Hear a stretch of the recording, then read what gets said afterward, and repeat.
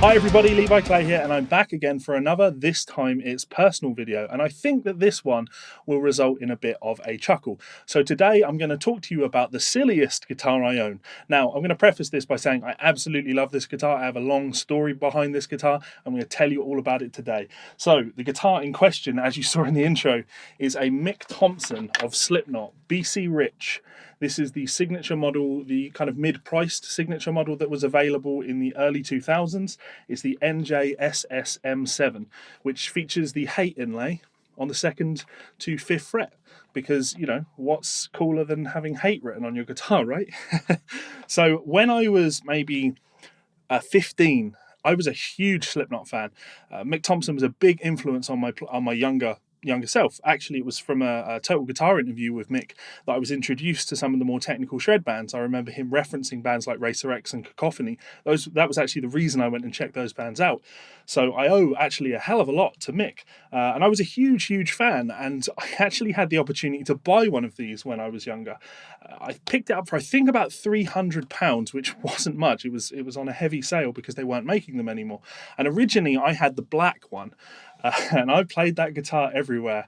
In all my bands that I was in, I used to go around the towns, and that was the guitar that I would be seen with. Even when I was, and kind of ashamed to admit this, even when I was playing in a Muse and Radiohead tribute project, I would still rock up with my black BC Rich Warlock with the hate inlay down the fretboard, because, well, to be honest, that was the only guitar I had. So yeah, I have a long history of it, and then I don't actually even know what happened to it. For whatever reason, I sold the guitar. I think I got a good opportunity. I wasn't playing it much, and yeah, a good opportunity to sell it for, not lose too much money.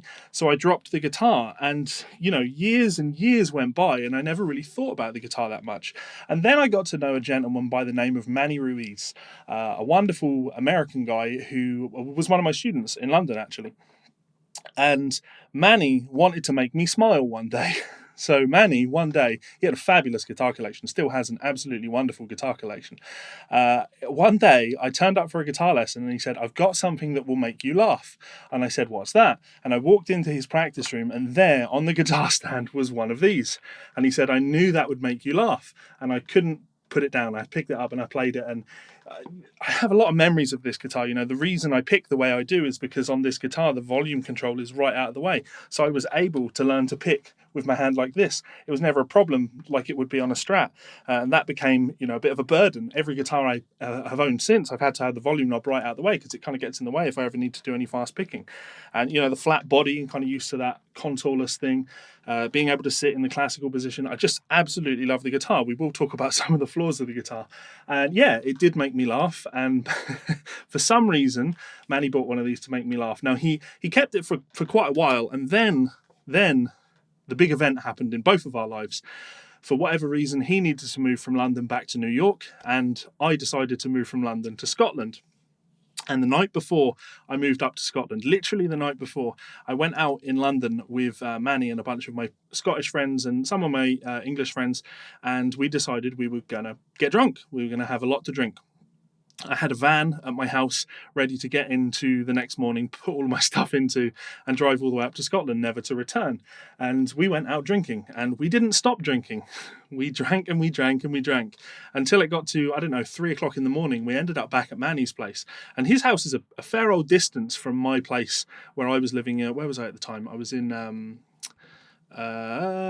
King's Cross. Living in King's Cross. I was up from King's Cross. I don't even remember where. Leighton. I was living in Leighton at the time, Leytonstone. So yeah, I ended up staying over at Manny's, and then I woke up in the morning at like 9 o'clock in the morning, and incredibly hungover, like unbelievably hungover, maybe the most hungover I've ever been in my entire life.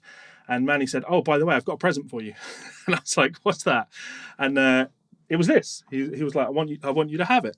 And the condition of me having it was I could never sell it. I could never get rid of it, and I had to keep hold of it. And if for any reason I decided I didn't want it anymore, he'd happily take it back. And it was such a wonderful gift, such a thoughtful gift that reminded me of my childhood. It was a very special gift that reminded me of a very wonderful night out with a very wonderful person. So on the one hand, I was extremely happy about this. On the other hand, I was extremely hungover on the other side of London. We were in Kensington, and I had to, completely hungover with this guitar in a massive coffin case, I had to trek across London to my house and then pack everything up into a van and move up to Scotland. And I didn't know how much of my stuff was going to fit in that van. I knew I was going to have to leave a lot of stuff behind in London, things that I wouldn't be able to take. So as much as I wanted this, the last thing I needed was one more thing to fit in that van, especially in the gigantic coffin cases that these came in. But you know, I endured, and yeah, I decided, well, not only decided, I had to bring this with me. And it's just sat in its case. I very, very rarely get it out. It's, you know, it's my cheap guitar that just sort of sits in the loft, that I often remember is there and kind of smile about.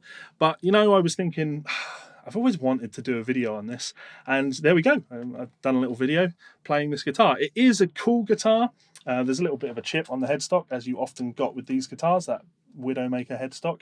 It's got the Mick Thomson signature on the back. There are a couple of flaws with the instrument in general. It comes with the EMG Hertz pickups, which are the passive EMGs, so not the same ones that Mick plays, but they sound, you know, perfectly reasonable. The bridge, though, is the real problem with this guitar. On my original one, I could never get it to intonate properly because you couldn't move the rear saddle, the low saddle, far enough back to get it nice and in tune. So I always found that to be a problem. And today, when I got this guitar out, it obviously needed some new strings on it. So I went to my box of strings, big thanks to Ernie Ball for the strings, and I was deciding whether I wanted to put a set of 11s or 12s on it. And the 12s went down to like a 62 or a 64. It was the Mammoth set, whatever that is. And I went with the Mammoths.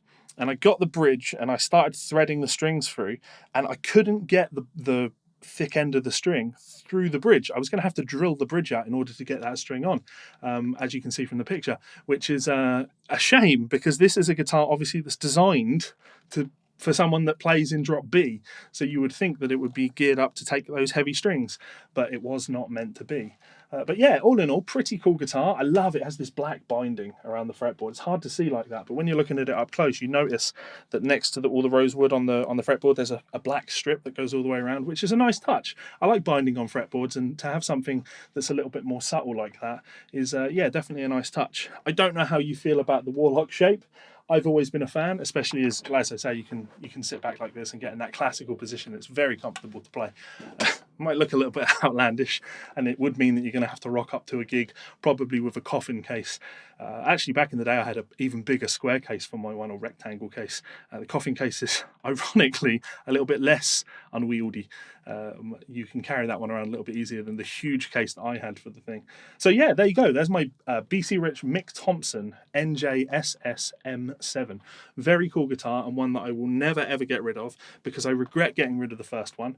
And also, obviously, the story that comes with this guitar, the gift, the gift it keeps on giving.